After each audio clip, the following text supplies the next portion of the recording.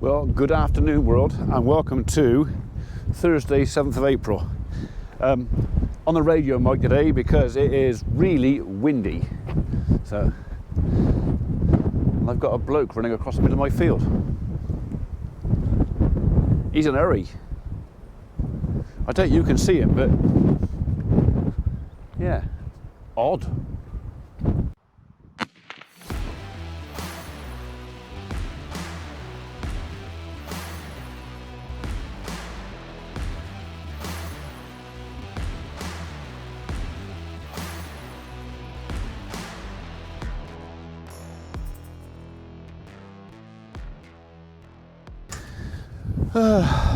In here we have no activity.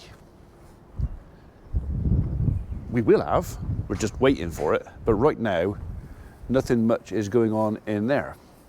As for our current babies, yep, you're all right. You're all right, where's your other lamb? There he is. And the two out there. So we got two little boys, two little girls. Abby is stoked. Right, I'm gonna, 12:39. I'm probably gonna go and do half an hour's harrowing before lunch, and then while I'm doing that, I'll tell you about what I've bought, because I've bought another thing. And some other stuff will make sense when I tell you what I've bought, if I tell you. Maybe I won't tell you. Think about it.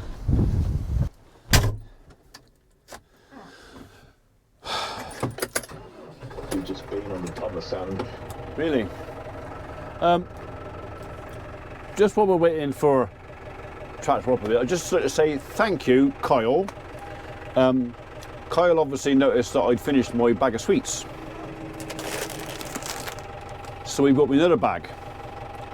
Actually, he didn't buy me another bag, he bought me 3. So don't send me any more sweets for a while, because it's going to take me a while to get through these. Thank you, Kyle. And by the way, Biscuit said thank you for a squeaky duck, and Crumble said thank you for the squeaky lamb. Thank you. I'm not going to open that now, because it's lunchtime in half an hour, and I'm still feeling a little bit fragile.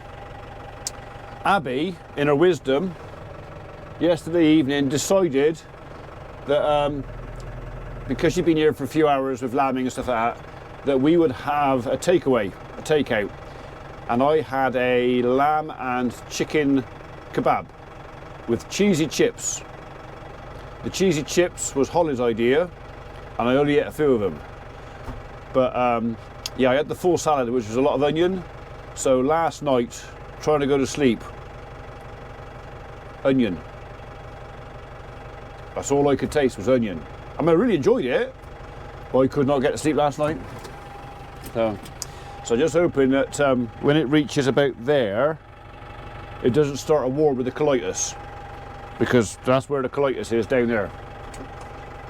Keep your fingers crossed for us. I might have to have some sweeties just to, calm it down or something.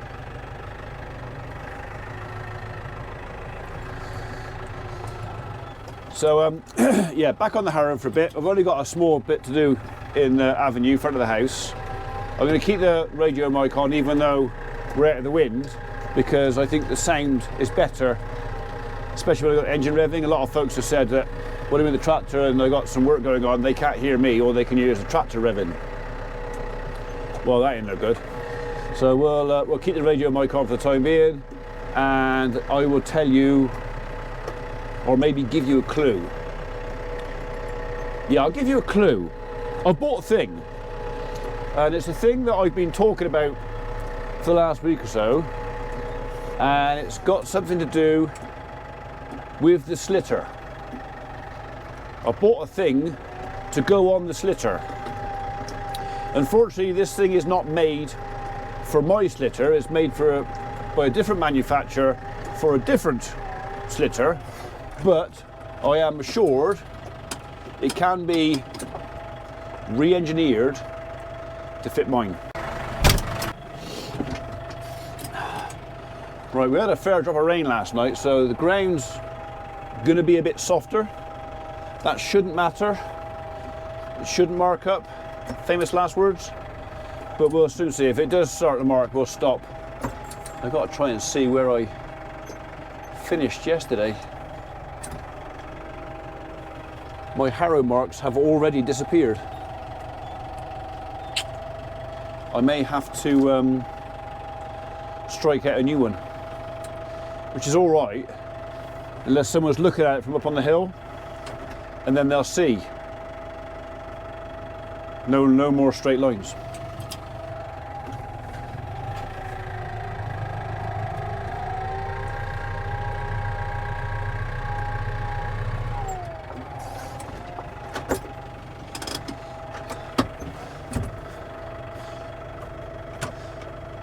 Just got to push that down a minute.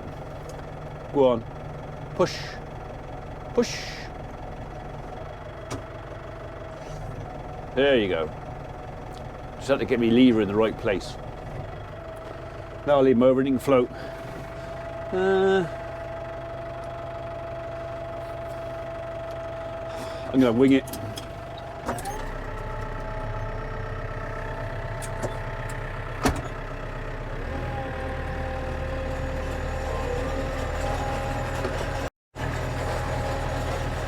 All right, I'll tell you what I've got.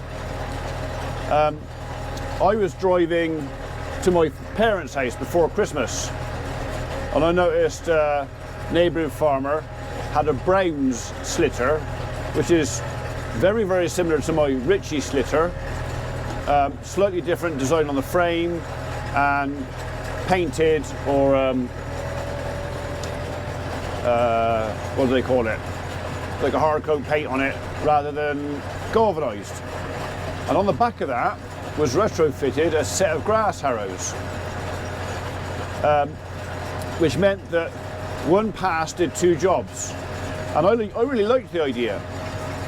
And every time I'd driven past it, I've admired it, thinking, that's a good idea, I wouldn't mind doing that to mine. Anyhow, Ritchie do not make a set of grass harrows to fit their machine. And of course, the Ritchie machine and the Brown's machine, they're not the same. But we've crunched the numbers. I spoke to Chippenham Farm Sales, and we looked at the options, whether to buy the grass harrows, the Brown's grass harrows, and get them re-engineered to fit mine, or to throw my machine back Part X and buy a new set of grass slitters and harrows as a combination. Well, yeah, it works out much cheaper to buy the harrows and retrofit them to my Ritchie machine. So that's what we're going to do. Apparently, they've got an order coming from Brown's in the next week, 10 days anyway. So I ordered it straight away. My harrows should be on the trailer or the lorry and arrive at Chippenham Farm Sales sometime in the next 10 days. So we are going to have another road trip to Chippenham Farm Machinery. And when we've done that, we'll have another video on how we're going to fit one manufacturer's add-on to another manufacturer's machine.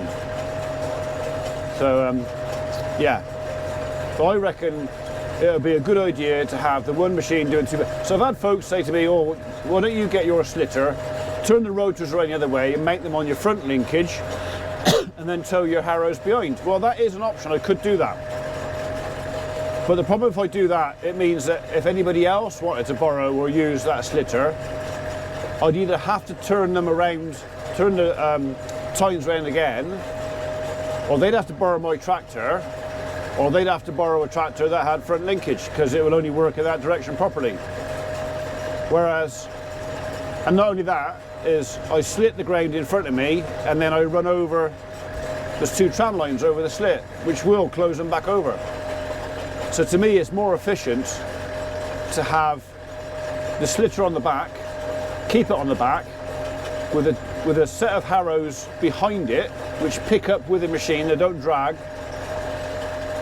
They're adjustable, so you can adjust the height, you can adjust how harsh or gentle you want them to scratch the ground.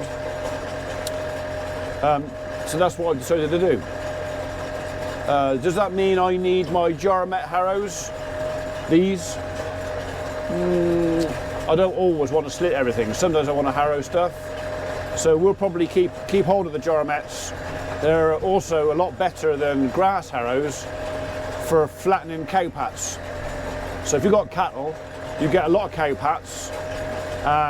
And if you leave the cow pats out in the field as cow pats, you attract badgers. Badgers love worms. And one of the best places to find a worm is under a cow pat, especially a crusty old cow pat. It keeps the worms up. So with the issues we've had with TB, I think it would be sensible to keep these guys and just occasionally do a bit of harrowing. Literally, there's nothing else, just to flatten off the cow pats. I'm sure you'll know that makes logical sense. Especially as I've already got them. They're bought and paid for. I'm never going to wear them out because again it's galvanised. So yeah, and they do make a really good job of scratching off cow pats. Excuse me.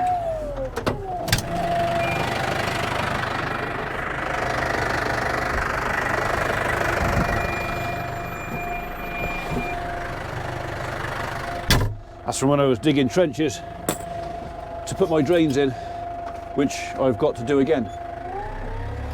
Sometime this year, if the opportunity arises, we'll be digging a second trench across here, parallel to that one, 15 or 20 metres uphill of it, and we're going to do a load more drains coming from the yard down to the ditch. So we'll try and catch water before it gets anywhere near the barns. Want to keep the barns dry. Got to be done.